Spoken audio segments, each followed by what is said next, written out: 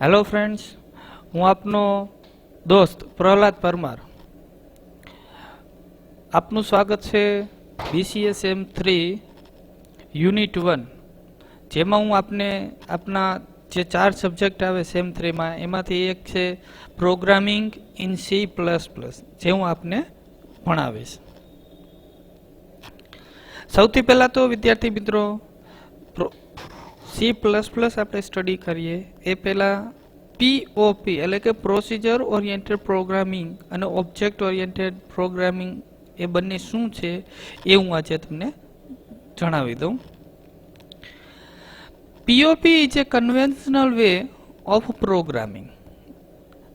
POP એટલે કે જે સ્ટ્રક્ચરલ પ્રોગ્રામિંગ છે એમાં જે આપણે પ્રોગ્રામિંગ કરીએ છીએ એ કન્વેન્શનલ પ્રકારનું હોય છે.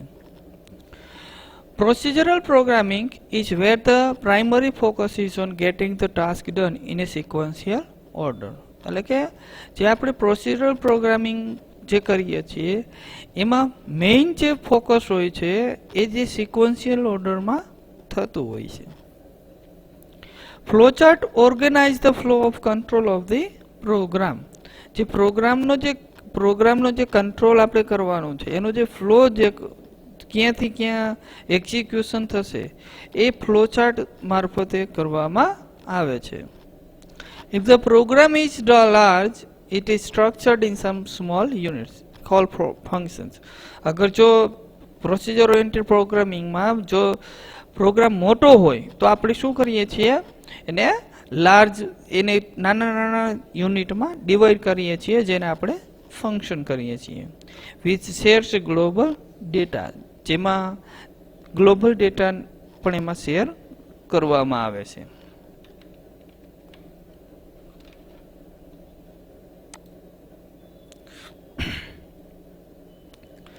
Here are the concerns of data security arise as there is an unintentional change in the program by function.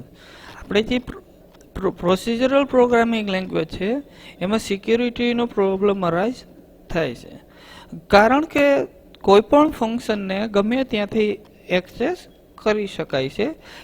એટલા માટે સિક્યુરિટી કન્સર્ન અહીંયા અરાઇઝ થાય છે. પ્રોસિજરલ ઓરિએન્ટેડ પ્રોગ્રામિંગની વાત મિત્રો કરું છું. આપણે જો પ્રોસિજરલ પ્રોગ્રામની વાત કરીએ તો એમાં ફોર એક્ઝામ્પલ આપણે બે અહીંયા એક્ઝામ્પલ દ્વારા હું તમને ડાયાગ્રામ દ્વારા સમજાવવાનો પ્રયાસ કરીશ. બે અહીંયા ગ્લોબલ વેરિયેબલ લીધેલા છે, ગ્લોબલ ડેટા 1 અને ગ્લોબલ ડેટા 2. 3 ફંક્શન અહીંયા બનાવેલા છે, ફંક્શન A, ફંક્શન B અને ફંક્શન C.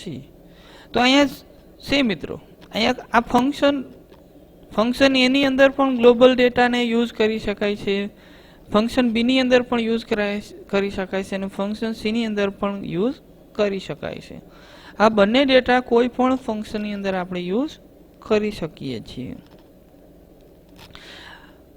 એટલા માટે જે પ્રોસિજરલ ઓરિએન્ટેડ પ્રોગ્રામિંગ છે એ સિક્યોર લેંગ્વેજ નથી, એમાં ડેટાનું સિક્યુરિટી કાંઈ જળવાતી નથી. જેમ કે અહીંયા મેઇન પ્રોગ્રામમાં જઈએ તો મેઇન પ્રોગ્રામ અને પછી અહીંયા ફંક્શન આપણે બનાવેલા છે, function 1, function 2, function 3, function 4, function 6 અને ફંક્શન 7. તો flow of control of program જુઓ મિત્રો, ફંક્શન 1 માંથી ફંક્શન 3માં જઈએ છીએ, એમાંથી ફંક્શન 7માં, 6માં. અહીંયા કોઈ પર્ટિક્યુલર વે નથી જેથી કરીને આપણે ડેટાને એક્સેસ કરી શકીએ. હવે આપણે વાત કરીએ object oriented પ્રોગ્રામિંગની.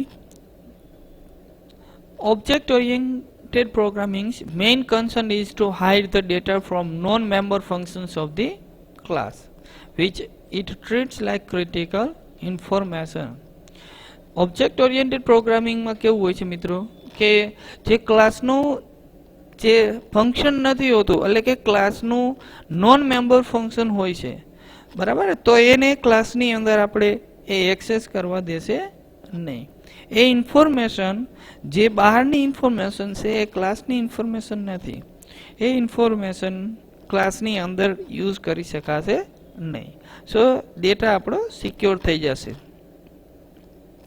Data is closely tied to the member functions of a class, જે ક્લાસનું જે મેમ્બર ફંક્શન હશે એની સાથે ડેટાને ટાઈ કરી રાખવામાં આવે છે, વિચ ઓપરેટ્સ ઓન ઇટ, જેના ઉપર જ જે આપણે ફંક્શન, જે ક્લાસની અંદર જે ફંક્શન બનાવેલું છે એને જ આપણે ઓપરેટ કરી શકીએ છીએ.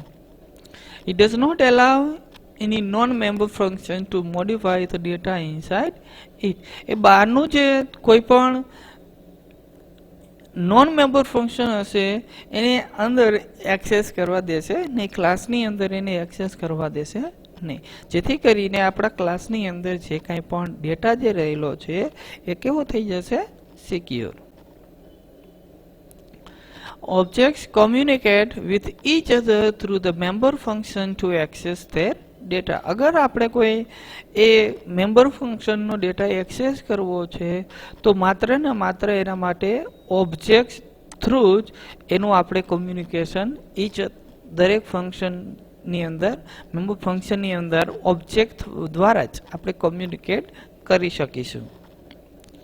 Object oriented programming is developed on the basic concept of object, classes, data encapsulation or abstraction, inheritance and polymorphism or overloading. જે ઓબ્જેક્ટ ઓરિએન્ટેડ પ્રોગ્રામિંગનો કન્સેપ્ટ છે એમાં મેઇન કન્સેપ્ટમાં આવશે ઓબ્જેક્ટ, ક્લાસ, ડેટા એન્કેપ્સ્યુલેશન અથવા તો એબ્સ્ટ્રેક્શન, ઇનહેરિટન્સ એન્ડ પોલિમોર્ફિઝમ, જેને overloading પણ કહેવામાં આવે છે. આ બધા જ કન્સેપ્ટ ઓબ્જેક્ટ ઓરિએન્ટેડ પ્રોગ્રામની અંદર મુખ્ય છે. In object-oriented programming, programs can be divided into modules by partitioning data and function.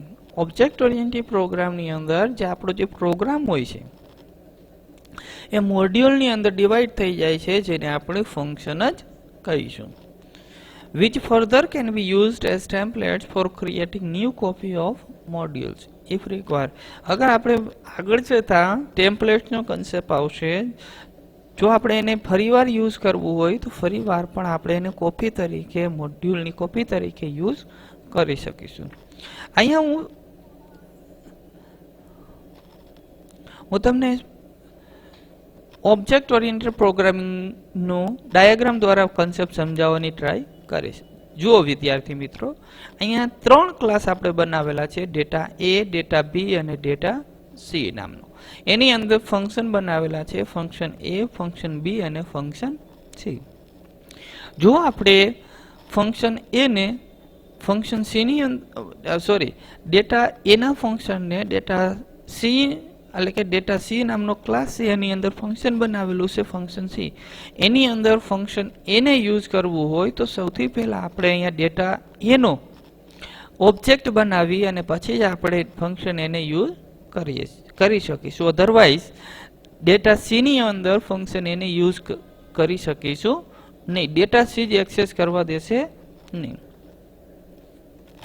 એવી જ રીતના જો આપણે ડેટા બી ની અંદર ફંક્શન સી ને યુઝ કરવું હોય અહીંયા, તો અહીંયા ડેટા સી નો ઓબ્જેક્ટ આપણે બનાવી અને ડેટા સી ના ઓબ્જેક્ટ દ્વારા અહીંયા ફંક્શન સી ને યુઝ એક્સેસ કરી શકીશું. એવી જ રીતે અહીંયા ફંક્શન ડેટા એ ની અંદર જો ડેટા બી ના ફંક્શનના યુઝ કરવું હોય તો અહીંયા આપણે એનો ઓબ્જેક્ટ ક્રિએટ કરી શકીશું. So it means data is shared through the functions of the classes. ક્લાસીસના ફંક્શન દ્વારા આપણે ડેટાને શેર કરીએ છીએ.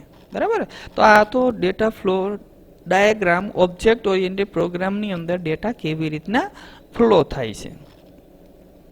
વિદ્યાર્થી મિત્રો, આ લેક્ચરમાં આપણે ઓબ્જેક્ટ ઓરિએન્ટેડ પ્રોગ્રામિંગ અને પ્રોસિજરલ ઓરિએન્ટેડ પ્રોગ્રામિંગનો ડિફરન્સ જોયો, એટલે કે બેઝિક આપણે ઓબ્જેક્ટ ઓરિએન્ટેડ પ્રોગ્રામિંગ અને પ્રોસિજરલ ઓરિએન્ટેડ પ્રોગ્રામિંગનો કન્સેપ્ટ જોયો. નેક્સ્ટ લેક્ચરમાં આપણે ઓબ્જેક્ટ ઓરિએન્ટેડ પ્રોગ્રામિંગના ફીચર્સ જોશું. Thank you. ધન્યવાદ.